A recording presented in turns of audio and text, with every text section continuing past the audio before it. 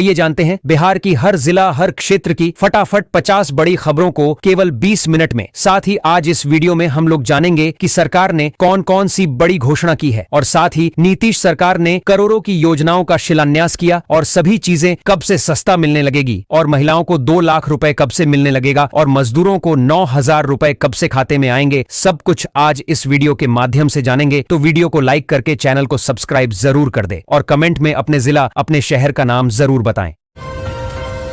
सरकार ने पेंशन धारकों को बड़ी राहत दी है। 3,000 रुपये की पेंशन राशि सभी पात्र लाभार्थियों के बैंक खातों में भेज दी गई है। भुगतान प्रक्रिया पूरी हो चुकी है। लाभार्थी अपना खाता जांच सकते हैं और किसी समस्या पर संबंधित विभाग से संपर्क कर सकते हैं। सरकार की इस नई योजना के तहत बेटियों को हर महीने 21,000 रुपये की आर्थिक सहायता दी जाएगी। यह राशि सीधे बैंक खाते में भेजी जाएगी। योजना का उद्देश्य बेटियों की शिक्षा, स्वास्थ्य और आत्मनिर्भरता को बढ़ावा देना है ताकि परिवारों पर आर्थिक बोझ कम हो सके। सरकार ने लेबर मजदूरों के लिए बड़ी राहत की घोषणा की है।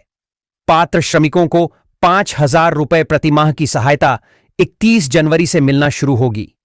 यह राशि सीधे बैंक खाते में भेजी जाएगी, जिससे दैनिक जरूरतें पूरी होंगी और आर्थिक सुरक्षा मजबूत होगी। योजना से परिवारों को स्थिरता मिलेगी। नीतीश सरकार का वादा है कि अगले 5 सालों में राज्य के 1 करोड़ युवाओं को नौकरी और रोजगार के अवसर दिए जाएंगे। इसके तहत सरकारी भर्तियां, निजी क्षेत्र में रोजगार, स्वरोजगार योजनाएं और कौशल विकास कार्यक्रम लागू कर युवाओं को आत्मनिर्भर बनाया जाएगा। जीविका दीदियों के लिए राहत भरी खबर है। सरकार द्वारा 50,000 रुपये की सहायता राशि 15 जनवरी को सीधे उनके बैंक खातों में भेजी जाएगी। इस आर्थिक सहयोग से स्वरोजगार, आजीविका सुदृढ़ करने और समूह की गतिविधियों को बढ़ावा मिलेगा, जिससे महिलाओं की आर्थिक स्थिति मजबूत होगी और आत्मनिर्भरता बढ़ेगी निश्चित। प्रधानमंत्री आवास योजना के अंतर्गत पात्र लाभार्थियों को पक्का घर बनाने के लिए 1,20,000 रुपये की सहायता दी जाती है। यह राशि सीधे लाभार्थी के खाते में चरणबद्ध तरीके से भेजी जाती है, जिससे गरीब और जरूरतमंद परिवारों को सुरक्षित आवास मिल सके। बिहार सरकार की नई घोषणा के अनुसार विधवा महिलाओं और 60 वर्ष से अधिक उम्र के वरिष्ठ नागरिकों को अब हर महीने 4,000 रुपये की पेंशन दी जाएगी। वहीं दिव्यांग लाभार्थियों के लिए यह राशि 6,000 रुपये से लेकर 10,000 रुपये प्रति माह तक तय की गई है। यह बढ़ोतरी ऐसे समय में की गई है जब दवाइयों, राशन और स्वास्थ्य सेवाओं की लागत लगातार बढ़ रही है। सरकार की नई योजना के तहत उपभोक्ताओं को हर महीने 200 यूनिट मुफ्त बिजली मिलेगी। साथ ही पात्र परिवारों के 50,000 रुपये तक के पुराने बकाया बिजली बिल माफ किए जाएंगे। इस फैसले से गरीब और मध्यम वर्ग को बड़ी राहत मिलेगी और बिजली खर्च का बोझ कम होगा। सरकार की नई योजना के तहत पात्र लाभार्थियों को फ्री इलेक्ट्रिक साइकिल दी जाएगी। साथ ही पढ़ाई, नौकरी या स्वरोजगार को बढ़ावा देने के लिए सालाना 15,000 रुपये की आर्थिक सहायता मिलेगी। यह योजना युवाओं और छात्रों को आत्मनिर्भर बनाने में मददगार साबित होगी। बिहार लोक सेवा आयोग बीपीएससी ने पटना में आशुलिपिक के 15 पदों के लिए आवेदन आमंत्रित किए हैं। 12वीं पास अभ्यर्थी 12 जनवरी से 2 फरवरी तक ऑनलाइन आवेदन कर सकते हैं। इन पदों के लिए इंटरमीडिएट या समकक्ष योग्यता अनिवार्य है। साथ ही हिंदी व अंग्रेजी आशुलेखन और कंप्यूटर ज्ञान आवश्यक है। चयन लिखित परीक्षा और व्यावहारिक जांच के आधार पर होगा। सरकार द्वारा महिलाओं को आत्मनिर्भर बनाने के लिए फ्री सिलाई मशीन योजना चलाई जा रही है। इस योजना के तहत पात्र लाभार्थियों को सिलाई मशीन खरीदने हेतु 15,000 रुपये की आर्थिक सहायता दी जाएगी। इससे महिलाएं घर बैठे रोजगार शुरू कर सकेंगी और परिवार की आय बढ़ा। बिहार सरकार ने मछली पालकों के लिए प्रधानमंत्री मत्स्य किसान समृद्धि सह योजना के तहत जल कृषि बीमा योजना शुरू की है। यह योजना देसी मछलियों के पालकों, एक्वाकल्चर किसानों और स्वयं सहायता समूहों को बाढ़, चक्रवात, प्रदूषण और रोगों से सुरक्षा प्रदान करती है। प्रीमियम का 40% प्रोत्साहन राशि के रूप में वापस मिलता है, जबकि अनुसूचित जाति, जनजाति और महिलाओं को अतिरिक्त 10% लाभ मिलता है, जिसकी अधिकतम सीमा 1,00,000 रुपए है। ईपीएफओ से जुड़ा सबसे बड़ा बदलाव ईपीएस 95 योजना की न्यूनतम पेंशन राशि में किया गया है। अब न्यूनतम पेंशन को बढ़ाकर 7,500 रुपए प्रति माह कर दिया गया है। पहले यह राशि केवल 1,000 रुपये थी, जो आज के महंगाई भरे दौर में नाकाफी थी। इस फैसले से कम वेतन पर काम करने वाले कर्मचारियों और बुजुर्ग पेंशनर्स को आर्थिक सुरक्षा मिलेगी और रोजमर्रा की जरूरतें पूरी करना आसान होगा। बिहार सरकार ने किसानों को सस्ती दर पर कृषि ऋण उपलब्ध कराने हेतु नाबार्ड के साथ समझौता किया है। वित्तीय वर्ष 2025 से 26 के लिए कृषि ऋण पर 1% अतिरिक्त ब्याज अनुदान मिलेगा। इससे किसानों पर ब्याज का बोझ कम होगा और वे आधुनिक कृषि तकनीकों को अपनाने के लिए प्रेरित होंगे। यह योजना किसानों को 3 लाख रुपए तक के केसीसी ऋण पर लागू होगी, जिससे कृषि क्षेत्र में निवेश और उत्पादन बढ़ेगा।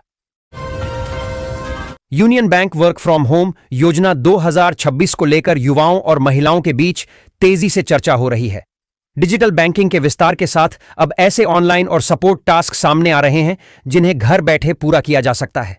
बताया जा रहा है कि इस अवसर के तहत चयनित उम्मीदवारों को तय कार्य अवधि के आधार पर 18,000 रुपये से लेकर 45,000 रुपये तक की कमाई का मौका मिल सकता है। खास बात यह कही जा रही है कि आवेदन प्रक्रिया ऑनलाइन है और इंटरव्यू की जरूरत नहीं बताई जा रही। साथ ही काम के लिए जरूरी डिजिटल सामान एक्सेस फ्री मिलने की जानकारी भी सामने आ रही है। लालू प्रसाद पर रेल मंत्री रहते हुए जमीन के बदले नौकरी घोटाले का आरोप है। 2004 से 9 के दौरान बिना विज्ञापन ग्रुप डी में नियुक्तियां हुईं, जिसके बदले लालू परिवार को करोड़ों की जमीनें सस्ते में मिलीं। सीबीआई और ईडी की जांच में कई चार्जशीट दाखिल हुई हैं, जिसमें 78 आरोपी शामिल हैं। ईडी ने 600 करोड़ रुपए की मनी लॉन्ड्रिंग का दावा किया है। बिहार के 28 जिलों में 420 पैक्सों का चयन जन औषधि केंद्र खोलने के लिए हुआ है, जिनमें से 302 को सहकारिता विभाग ने मंजूरी दे दी है। 22 केंद्र पहले ही चालू हो चुके हैं, जो ग्रामीणों को सस्ती और गुणवत्तापूर्ण दवाएं उपलब्ध करा रहे हैं। यह पहल न केवल लोगों के समय और पैसे बचाएगी, बल्कि पैक्सों के लिए आय का नया स्रोत भी बनेगी। बी फार्मा डिग्री धारक इन केंद्रों का संचालन करेंगे। प्रधानमंत्री किसान सम्मान निधि योजना के तहत कटिहार के सालमारी प्रखंड में किसानों के निबंधन की अंतिम तिथि 9 जनवरी से बढ़ाकर 11 जनवरी कर दी गई है। सर्वर डाउन होने के कारण कई किसान पंजीकरण नहीं करा पाए थे। अंचल अधिकारी मोहम्मद रिजवान आलम ने शिविरों का निरीक्षण कर किसानों से समय पर ई-केवाईसी और निबंधन पूरा करने की अपील की, ताकि वे योजना के लाभ से वंचित न रहें। बिहार विधानसभा चुनाव में हार के बाद भोजपुरी अभिनेता खेसारी लाल यादव ने राजनीति से दूरी बनाने का संकेत दिया है। उनका मानना है कि राजनीति ईमानदार लोगों के लिए नहीं है, क्योंकि इसमें झूठ बोलना और जनता को गुमराह करना पड़ता है। खेसारी लाल ने कहा कि वह एक कलाकार के रूप में ही सही हैं, जहां उन्हें सच्चाई से काम करने का मौका मिलता है। बिहार के किशनगंज और पूर्णिया में भीषण ठंड और शीतलहर को देखते हुए प्रशासन ने कक्षा 8 तक के सभी सरकारी और निजी स्कूलों को 12 जनवरी तक बंद करने का आदेश दिया है। गिरते तापमान के बीच बच्चों की सेहत को देखते हुए बड़ी कक्षाओं के समय में भी बदलाव किया गया है। बिहार में शहरी क्षेत्रों के सुनियोजित विकास के लिए अब ग्रामीण इलाकों में भी टाउनशिप विकसित की जाएगी। इसके लिए पटना को छोड़कर 37 जिलों के आयोजना क्षेत्र प्राधिकार का पुनर्गठन किया गया है। नगर विकास एवं आवास विभाग ने अधिसूचना जारी की है। अब पूरे जिले में शहरी विकास की गुंजाइश वाले क्षेत्रों में काम होगा, जिसमें डीएम अध्यक्ष होंगे और विभिन्न निकायों के अधिकारी सदस्य होंगे। पूर्व सांसद केसी त्यागी ने प्रधानमंत्री नरेंद्र मोदी को पत्र लिखकर मुख्यमंत्री नीतीश कुमार को भारत रत्न से सम्मानित करने की मांग की है। त्यागी ने नीतीश कुमार को समाजवादी आंदोलन का अनमोल रत्न बताया और कहा कि वे इस सम्मान के योग्य हैं। उन्होंने याद दिलाया कि पीएम मोदी ने पहले भी चौधरी चरण सिंह और कर्पूरी ठाकुर जैसे समाजवादी नेताओं को सम्मानित किया है। जदयू प्रवक्ता राजीव रंजन प्रसाद ने भी नीतीश कुमार को जननेता बताया। पटना में लोक स्वास्थ्य संस्थान पीएचआई और पीएचआईडी द्वारा किए गए जल परीक्षण में 925 नमूनों में से 20 में हैजा, टाइफाइड जैसे खतरनाक बैक्टीरिया पाए गए। सरकार ने पीने के पानी की गुणवत्ता जांचने के लिए निःशुल्क प्रयोगशालाएं स्थापित की हैं। PHID के तहत राज्य, जिला और अनुमंडल स्तर पर जल जांच प्रयोगशालाएं कार्यरत हैं, जहां आमजन अपने पानी की गुणवत्ता की निःशुल्क जांच करवा सकते हैं। नीतीश सरकार ने 9 जनवरी को बिहार में बड़े पैमाने पर 71 IPS अधिकारियों का तबादला किया है। सुनील कुमार ADG मुख्यालय बने, जबकि प्रीता वर्मा को बिहार पुलिस भवन निर्माण निगम लिमिटेड की जिम्मेदारी सौंपी गई। कुंदन कृष्णन DG अभियान और विशेष शाखा के DG होंगे।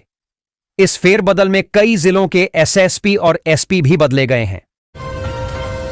बिहार स्वास्थ्य विभाग ने सरकारी अस्पतालों में आवारा कुत्तों के प्रवेश पर पूर्ण प्रतिबंध लगाने के सख्त निर्देश दिए हैं। मरीजों, विशेषकर बच्चों और बुजुर्गों की सुरक्षा सुनिश्चित करने के लिए 4 दीवारी व गेट मजबूत किए जाएंगे। प्रत्येक अस्पताल में एक नोडल अधिकारी नियुक्त होगा, जो स्थानीय निकायों से समन्वय करेगा। बेहतर अपशिष्ट प्रबंधन पर भी जोर दिया गया है। मुजफ्फरपुर के SKMCH में अब डॉक्टर मरीजों के पर्चे पर केवल जेनरिक दवाओं के नाम बड़े अक्षरों में लिखेंगे। राष्ट्रीय चिकित्सा आयोग के निर्देश पर प्राचार्य डॉ. आभा रानी सिन्हा ने औषधि एवं चिकित्सा समिति DTC का गठन किया है। यह समिति पर्चों की निगरानी कर सुधार लाएगी और सुनिश्चित करेगी कि वे कानूनी व नैतिक मानकों के अनुरूप हों। यह आदेश तत्काल प्रभाव से लागू हो गया है। चुनावी हार के बावजूद कन्हैया कुमार की भारतीय राजनीति में पकड़ मजबूत हो रही है। कांग्रेस में उन्हें बिहार के युवा नेता के रूप में देखा जा रहा है, जो राष्ट्रीय मंच पर राज्य की बात रख सकते हैं। पार्टी नेतृत्व उन्हें महत्वपूर्ण जिम्मेदारियां सौंप रहा है, जैसे केरल में चुनाव प्रचार, बेरोजगारी, शिक्षा और सामाजिक न्याय जैसे मुद्दों पर उनकी सक्रियता उन्हें देश भर में पहचान दिला रही है, जिससे वे बिहार की अगली पीढ़ी के नेतृत्व के रूप में उभर रहे हैं। जदयू ने पिछले विधानसभा चुनाव में पार्टी विरोधी गतिविधियों के आरोप में 1 दर्जन नेताओं को 6 साल के लिए निष्कासित कर दिया है। इनमें पूर्व विधायक अशोक सिंह समेत औरंगाबाद, सहरसा, सिवान, जहानाबाद, दरभंगा और गया के नेता शामिल हैं।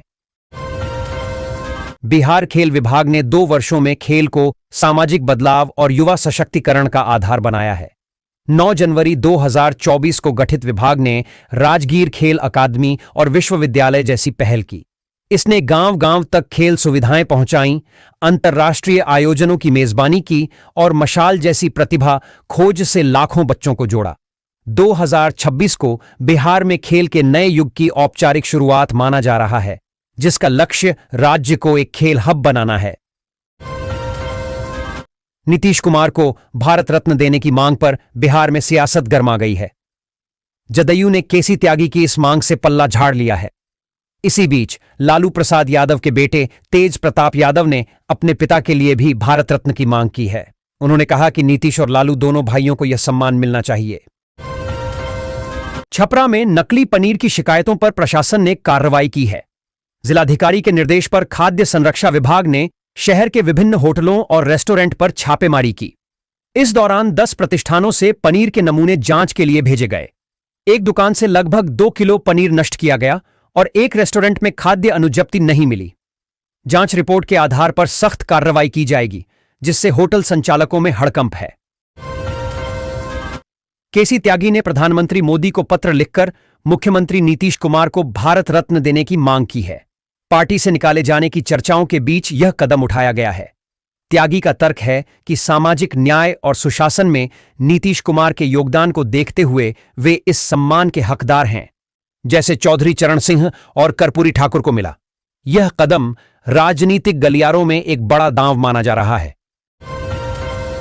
दुलार चंद यादव हत्याकांड की जांच कर रहे पटना ग्रामीण ASP अपराजित लोहान का तबादला कर दिया गया है। उन्हें जहानाबाद का ASP बनाया गया, जबकि कुंदन कुमार नए पटना ग्रामीण SSP होंगे। मोकामा विधानसभा क्षेत्र से जुड़े इस हाई प्रोफाइल मामले में यह बदलाव राजनीतिक गलियारों में सवाल उठा रहा है।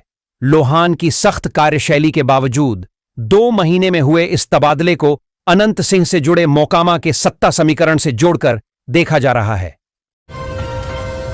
डिजिटल दौर में उपभोक्ताओं के साथ धोखाधड़ी और सेवा में लापरवाही की शिकायतें बढ़ी हैं। अब पटना में खाद्य एवं उपभोक्ता संरक्षण विभाग ने नेशनल कंज्यूमर हेल्पलाइन (NCH) शुरू की है। इसके माध्यम से ग्राहक बिना कोर्ट कचहरी के चक्कर लगाए फोन, व्हाट्सएप या उमंग ऐप पर अपनी शिकायत दर्ज करा सकते हैं।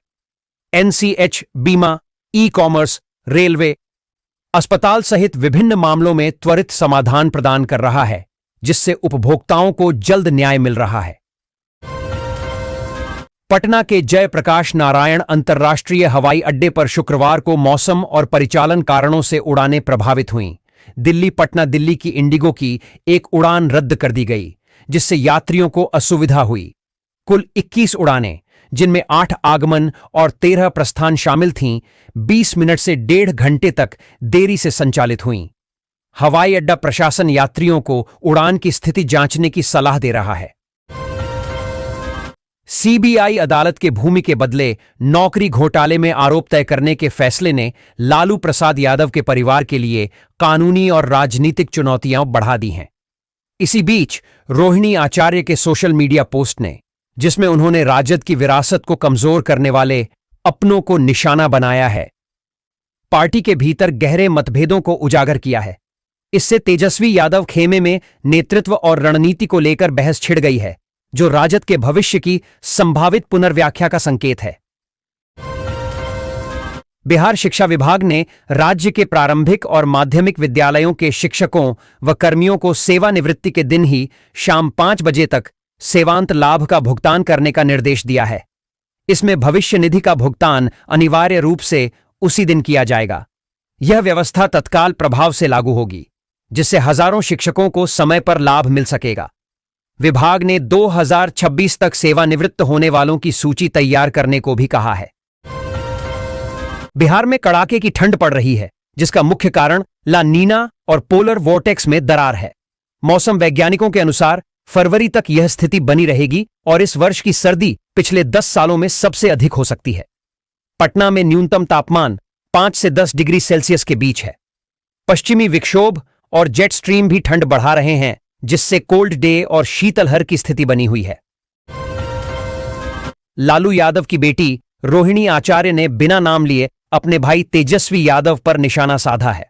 उन्होंने कहा कि विरासत को खत्म करने के लिए बाहरी लोगों की जरूरत नहीं होती, बल्कि अपने ही और कुछ नए बने अपने ही इसके लिए काफी होते हैं। जदयू ने विधानसभा चुनाव के दौरान दल विरोधी गतिविधियों के आरोप में 27 नेताओं पर कार्रवाई की है। इनमें 33 को 6 साल के लिए पार्टी से निष्कासित किया गया, जबकि 4 जिलाध्यक्षों को बदला गया। निष्कासितों में पूर्व विधायक अशोक कुमार सिंह और पूर्व प्रत्याशी कमला कुशवाहा जैसे बड़े नाम शामिल हैं। यह कार्रवाई पार्टी की 3 सदस्यीय कमेटी की रिपोर्ट पर आधारित है, जिसका उद्देश्य पार्टी में अनुशासन बनाए रखना है। दिल्ली में CBI कोर्ट में तेजस्वी और तेज प्रताप आमने सामने आए, पर आपस में कोई बात नहीं की।